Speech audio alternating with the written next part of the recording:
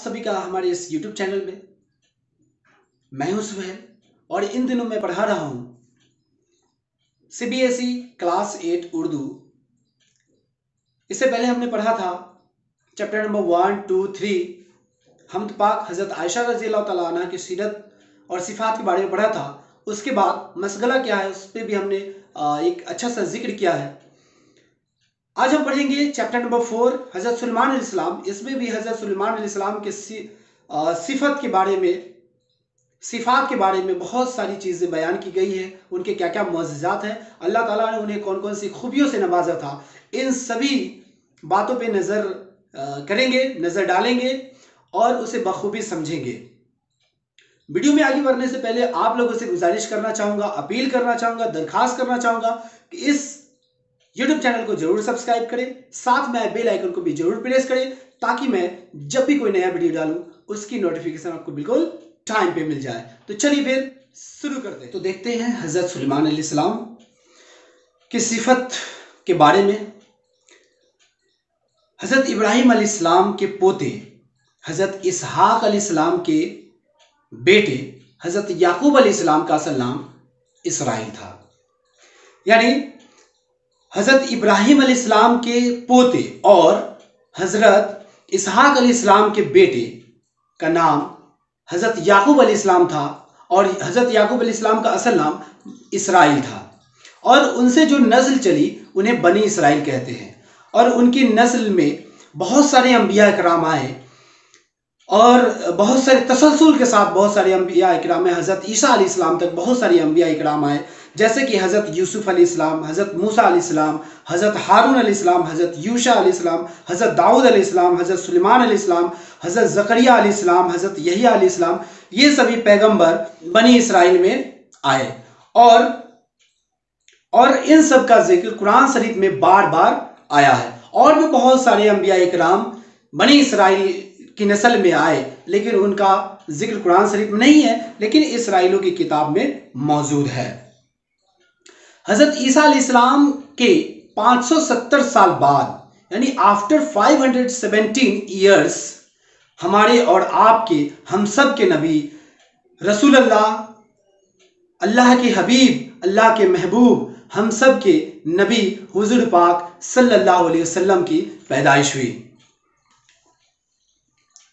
आप सल्लल्लाहु अलैहि वसल्लम हज़रत इब्राहिम अलैहिस्सलाम के बड़े बेटे हज़रत इस्माइल अलैहिस्सलाम के औलाद में हुए।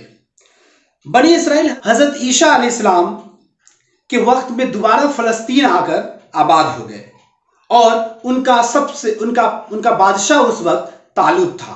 यानी हज़रत ईसा अलैहिस्सलाम के वक्त में बनी इसराइल के कुछ नस्ल जो थे वो फ़लस्तीन आकर दोबारा आबाद हो गए और उन फ़लस्तीनियों का जो बादशाह था वो तालूत था। और तालूत के बाद उसके दामाद हज़रत दाऊद अलैहिस्सलाम उन फ़लस्तीनियों के बादशाह बने। और जब हज़रत दाऊद अलैहिस्सलाम की वफ़ात हो गई, उनका विसाल हो गया, तो उनके बेटे हज़रत सुलेमान अलैहिस्सलाम फ़लस्तीनियों का यानी मुल्क शाम के बादशाह बन गए।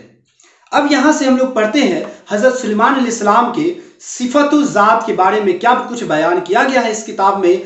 तो एक एक बात मैं आपके सामने रखने की कोशिश करूंगा। इस वीडियो को जरा भी आप स्किप ना करें और पूरा वीडियो देखें, तब जाके हज़रत सुलेमान अलैहिस्सलाम के बारे में आप बहुत कुछ समझ पाएंगे। तो चलिए आगे देखते हैं। हज़रत सुलेमान अलैहिस्सलाम पैदाइशी ज़हीन थे, यानी जन्म से ही पैदाइशी ज़हीन थे। बहुत ज़्यादा उनका दिमाग बहुत तेज़ था, बहुत अक्लमंद वाले थे और बहुत दानिशमंदाना थे। और उनके दानिशमंदाना होने की सबूत यह है कि एक बार दाऊद अलैहिस्सलाम यानी उनके वालिद साहब के दरबार में दो शख्स अपना झगड़ा मुकदमा लेकर के आए। एक का दूसरे पर इल्ज़ाम था कि बकरियां दूसरे की लहलाती हुई फसल चढ़ गई है और सारा खेत रौंद कर बर्बाद कर दिया।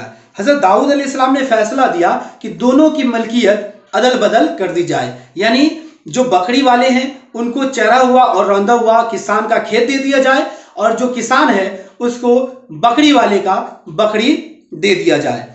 उस वक्त हज़रत सुलेमान अलैहिस्सलाम नौखेज उम्र के थे, नई उम्र के थे, वो भी दरबार में मौजूद थे।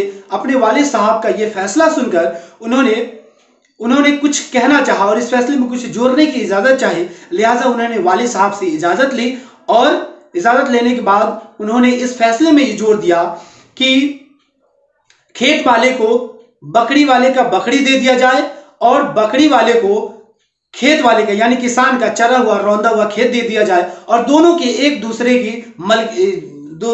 की बकरी और खेत की अच्छे से निगहदाश्त करे, उसकी हिफाजत करे, उसकी जुताई बुआई करे।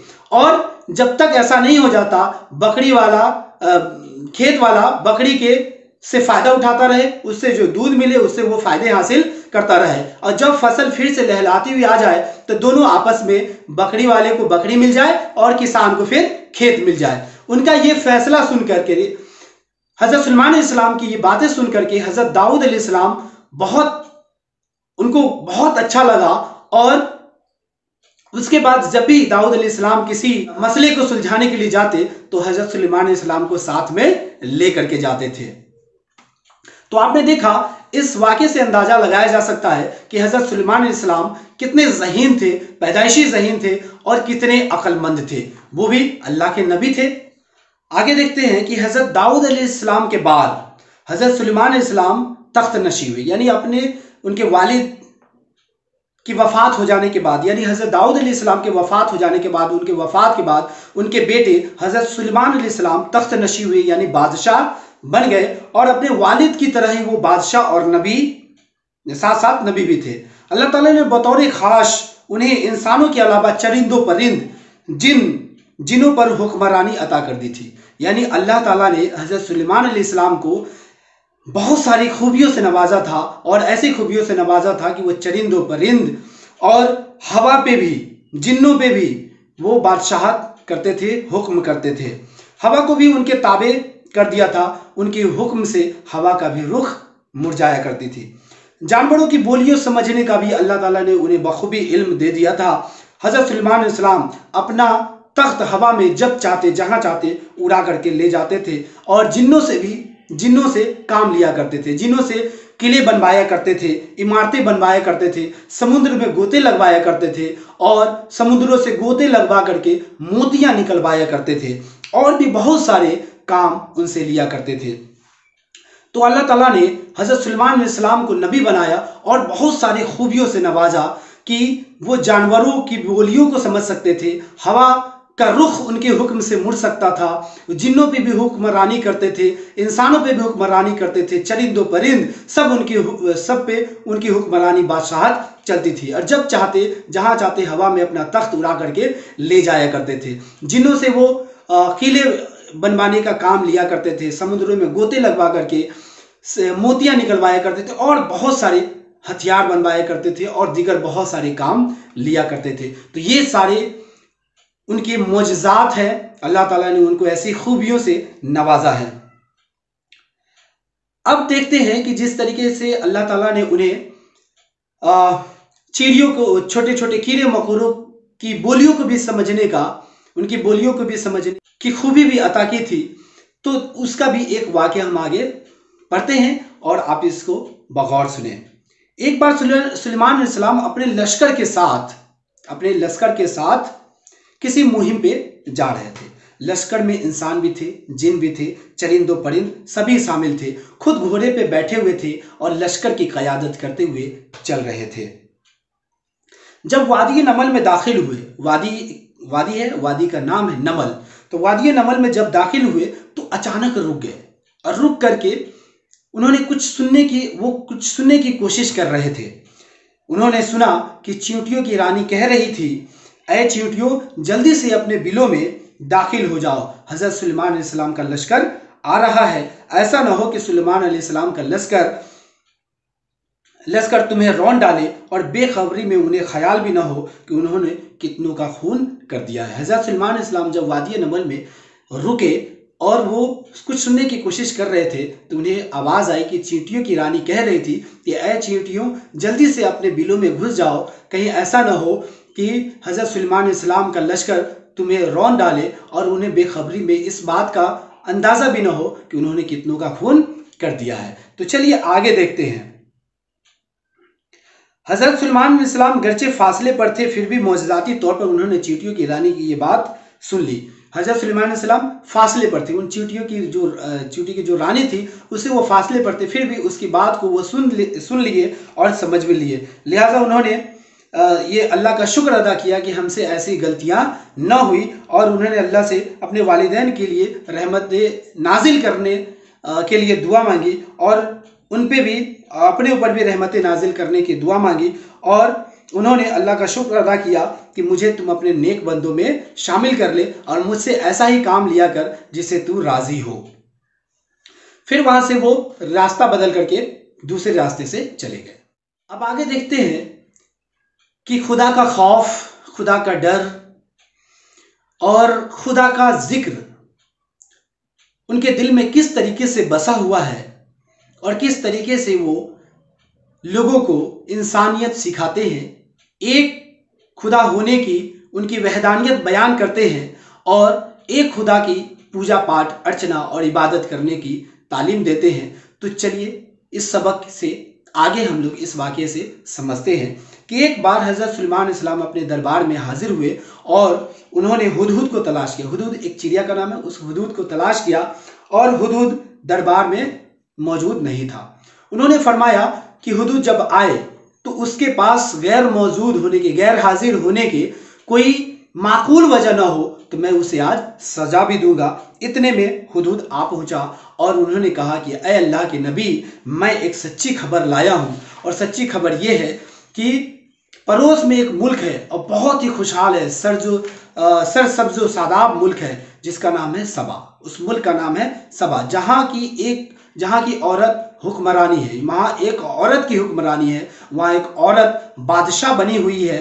ملک نہایت خوشحال ہے، ملکہ کا محل شاندار ہے، تخت شاندار ہے، خوبصورت ہے، لیکن یہ لوگ اللہ کو بھولے ہوئے ہیں اور سورج کی پوجا کرتے ہیں اور طرح طرح کی برائیوں میں شیطان نے الجھا رکھا ہے۔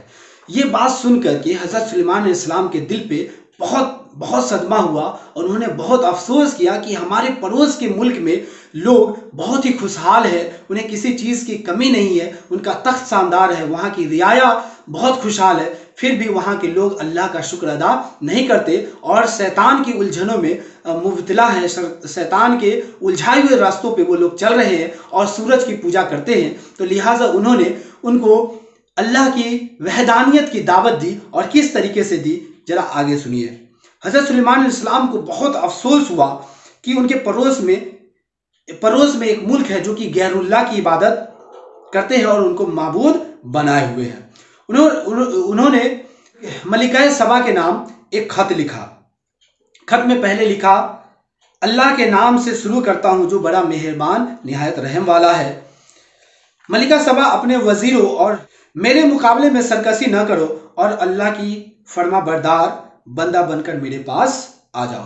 ملکہ سبا اپنے وزیروں اور مصاحبوں کے ہمراہ پوجا کے لیے مندر کو جا رہی تھی کہ ہدہد نے اپنے چونچ میں خط لیے اڑتا ہوا آیا اور ملکہ سبا کے سامنے آ کر وہ خط گرا دیا۔ ملکہ پہلے ٹھٹک گئی کہ کیا ہوگا، پھر اس نے خط کو اٹھایا، مضمون پڑھ کر متاثر ہوئی اور وزیروں اور سرداروں سے مشورہ کرنے لگی کہ حضرت سلیمان علیہ السلام کا خط آیا ہے اور خط میں ایسا لکھا گیا ہے کہ تم سورج کی پوجا کرنا چھوڑ دو، خدا ایک ہے، اللہ ایک ہے، اس کی عبادت کرو، ہمیں کیا کرنا چاہیے؟ تو انہوں نے اپنے وزیروں اور سرداروں سے مشورہ کیا۔ وزیر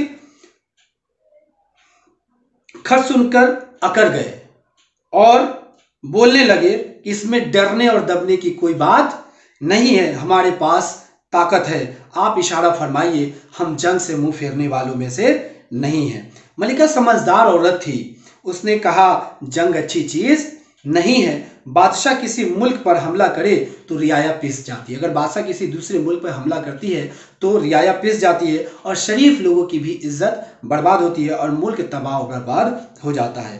تو ملکہ سبا نے، یعنی سبا کے ملکہ نے اندازہ لگانے کی کوشش کرنے کا ایک طریقہ نکالا کہ میں انہیں بہت سارے تحفے بھیج کر کے اس بات کا اندازہ لگاؤں گی کہ وہ سچ مچ میں اللہ کے نبی ہے یا پھر اسے بھی صرف مال و دولت اور شہرت کی چاہت ہے۔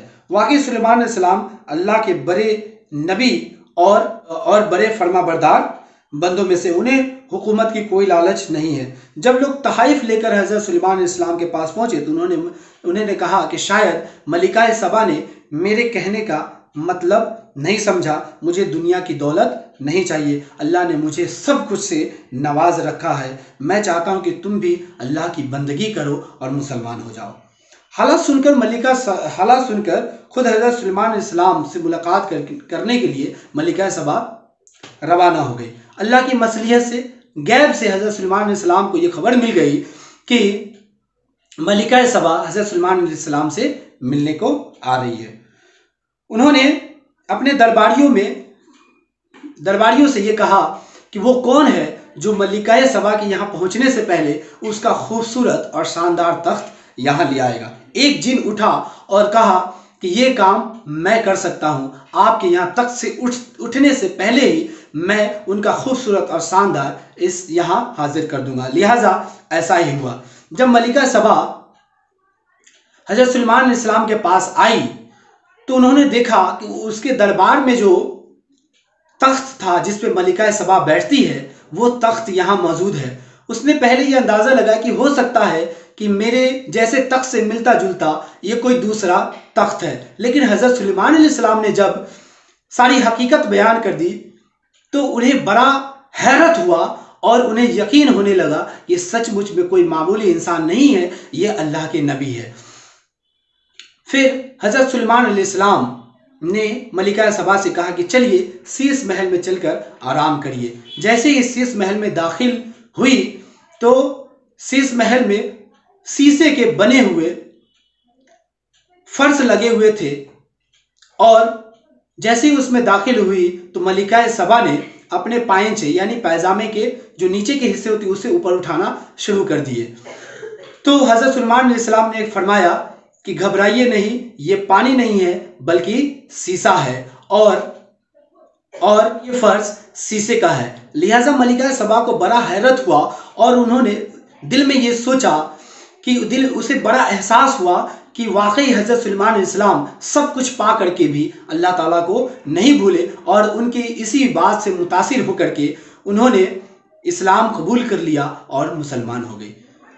तो देखा हमने इस सबक में हज़रत सुलेमान अलैहिस्सलाम के सिफात और ज़ात के बारे में बताया गया है किस तरीके से अल्लाह ताला ने उन्हें बहुत सारी खूबियों से नवाजा था, मुअज्जिज़ाती ताकतें क़ुव्वतें उन्हें बख्शी थी और उन्हें अल्लाह ने नबी भी बनाया था और किस तरीके से वो दीन की दावत दे रहे थे और उनसे मुतासिर होकर के बहुत सारे लोगों ने मज़हब इस्लाम कबूल कर लिया। तो ये हमारी नबी की सीरत है, हज़रत सुलेमान अलैहिस्सलाम की सीरत का ये आलम है। तो हमारे और आपके इस कायनात के नबी हुज़ूर पाक सल्लल्लाहु अलैहि वसल्लम के मुअज्जिज़ात का, उनके मर्तबे का अंदाज़ा लगा सकते हैं। अब तक के लिए इस वीडियो में इतना ही, मिलते हैं फिर एक नए वीडियो के साथ, तब तक के लिए खुदा हाफिज़।